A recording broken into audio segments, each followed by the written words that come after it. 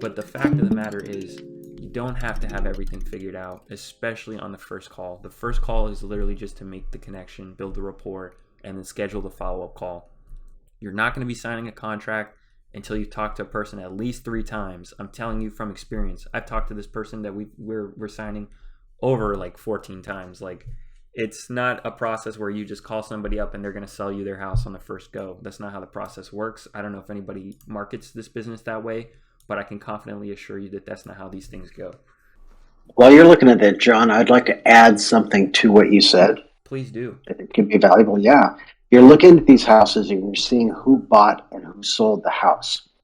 If you run across one of them that says, it's ABC LLC that sold the house, and you can tell that they bought it, they turned it over, and they flipped it, guess what? If you're able to get the house down the street on contract, you have a primary buyer right there. You could reach out to ABC LLC and say, "Hey, I have a property under contract. Here is the ramifications of what we're going to be going through." That is the best way to find a buyer in that area because they're buying the homes. Great buyer lead right there.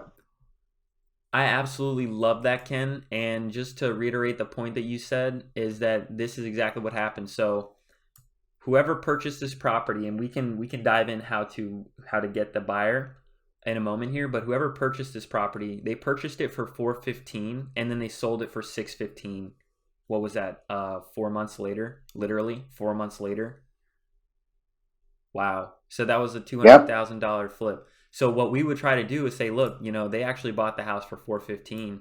Of course, I'm going to offer them 400 flat, maybe less, maybe like 380. See what they'll say about 380, 385.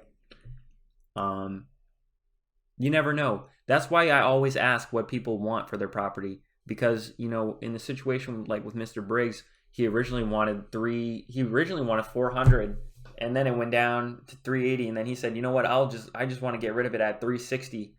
And that's what it is. You just give them if the numbers work, give them what they want. Don't haggle people on the price if you know you're getting a discount and you can make an assignment or do something with the property, especially if there's unrealized equity in the deal. And so that's what I'll be looking at is I'll look at this property right here. This one is sold for 380. But that's 19. Let me take a look at this. Also, guys, Zillow is a really important tool to use. You can vet sold data and all this stuff in the last 12 months. Let's see what property sold in the last 12 months. This one, of course, this one sold for 440. And I'll have to ask about the bedrooms and bathrooms, but I'm going to assume there's probably a 4.3. And we could see maybe if Batch has that data. Ken, do you mind if I use Batch to see it? No, not at all. Perfect. And I'll just also compliment it. I mean, if you guys not comfortable with the dispo side, because that's another whole angle of it. Obviously, that's something we can kind of help you out with. But that's one thing that we're looking at is to say, all right, are properties being flipped in the area? Well, the more that there are, the better that it is for us because we know we have buyers. If there's no properties being sold and they're all personal, they've been sitting on them for 20, 30, 40 years, and maybe they sell once every 5 years, that's a property that's going to be a lot harder to move because there's not as many buyers. But if you're seeing a lot of these things happening in the area, you know that, hey, this is a hot area. This is an area that I want to look at and see if I can find a property to get under contract.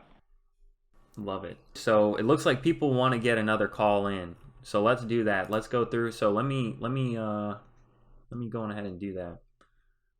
But here's another thing that I would do is I would actually go back to Zillow, and I would go right here because what Ken mentioned was that if we go and we actually find out who that LLC was, and I'll show you the whole process right now. So there's so much value in this call. If somebody spent the time to explain what I know now to me when I was looking for this information, I don't know where I'd be right now, but I'm so grateful for the opportunity to be where I'm at right now, so I can't even complain.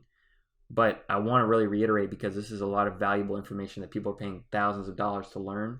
I know that I invested in myself a lot of money, to be a part of the Astro mentorship, and it was a good experience. But the best experience is to be able to really connect with Ken and Crystal, and for them to mentor me, and I really appreciate that. So here's what I would do: I would go to the sale and loan data, and I would look here is to the sale.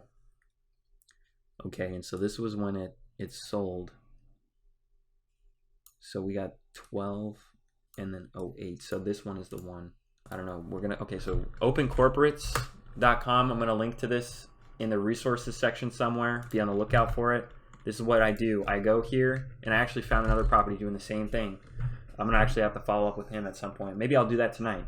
I don't know. It's getting a little late, but what I'll do is I'll search the trust and it didn't pop up. Nothing is here. So maybe that's not the accurate trust. I would have to identify the trust buyer. Okay, so it looks like this is the trust. Seller and then buyer. I don't know how this is going. Maybe it's Sormeh Inc. Let's check that out. Okay. Is there anything in Maryland? Maryland. Here we go. Right here. Here we go. And so here's our buyer. I'm assuming this is our buyer right here. So if we go, we've got the buyer address where they live and then their name. So what I would do to get in touch with this buyer is I would take this address right here. I would go to People Looker. Even to this day, I would go to People Looker. I go to property search, type it right here. It's going to pop up Patriot Lane. And so this is actually going to get me in touch with whoever lives here. And I'm going to assume this is the guy right here. And so let's see if we've got any. Okay, so here's his report. And how about I give the buyer a call now and I see, hey, do you think you might be interested in buying any more properties? Let me know if you want to hear one more buyer call or one more seller call in the chat, please. Sormeh.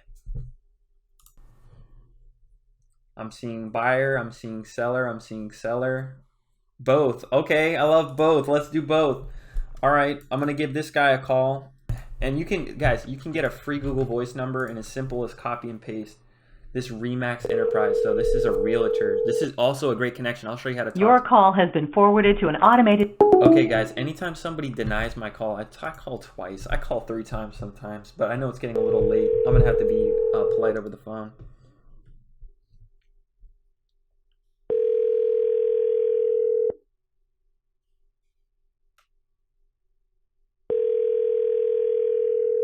Hello.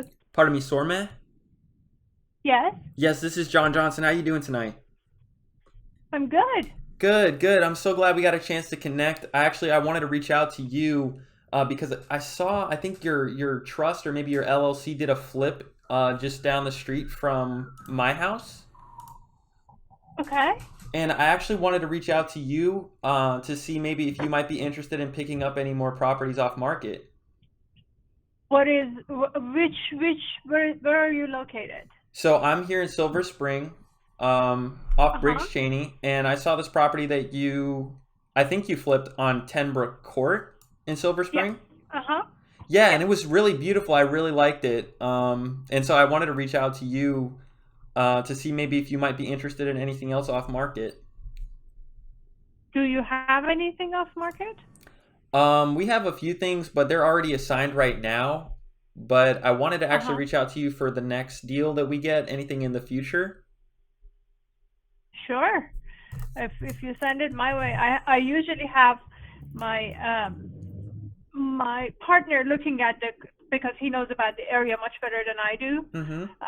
If you send it to me, we can always look at it and work something out. Do you usually assign it? Do you just pick him up and then assign the contract? Is that what you do? Typically, yeah, we typically like to assign, but we also have access to private money and hard money lenders. So if we need to close on something, we can close on it too. Okay. Okay. What company do you work for? So I'm actually representing myself in this call, but my partners are King and Cradle Properties and REI Revolution. Okay. Okay. Yeah, I mean, absolutely. If you send something my way that makes sense, we are always interested. That would be wonderful. And so what areas are you interested in? Everywhere. We do everything from DC to Maryland to Virginia to whatever makes sense, whatever the number works. Gotcha. And what would be maybe like a good email that I could send something to? So it's my first name, which is sormehYOU@gmail.com. Mm-hmm. Gotcha. And did I pronounce it correctly? It's Sormeh?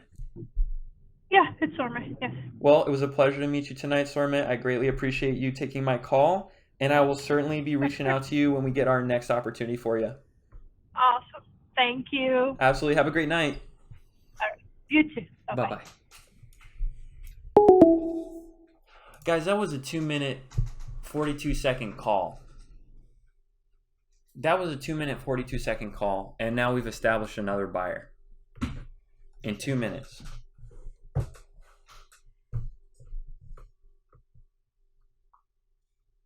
Is there anybody that has some questions or some feedback on the call? Bam. That was so smooth. That was like, I was just sitting there listening like, oh my God, I would totally give him my information. I appreciate it. I really appreciate it. But that's really the value that we want to bring, especially to the people that are showing up consistently in these calls. Is we want to really supply you with all the resources, all of the information, all of the instruction that you need to actually get out there and start talking to people, and really surround yourself with people that are actually pursuing this business. Yeah, so if anybody knows someone that is interested in getting started in real estate, or that is doing real estate currently, maybe making 1, 2, 3 deals a month, or maybe they've only done 1 deal, 2 deals, want to scale, anything. I don't care what your experience is. If you're interested in real estate, I want you to be a part of the community, and I want us to be able to grow. So right now, I'm kind of on the stage, showing people what I can do in terms of how I talk to people and stuff like that. But by no means is this kind of like my show, nothing like that. I just want to create a space where a lot of people can get together and grow and have the opportunity that I had and the resources that I had, so that they have no excuse. They can get on the phone. That woman didn't come through the phone and like choke me or like bite me or anything like that, right?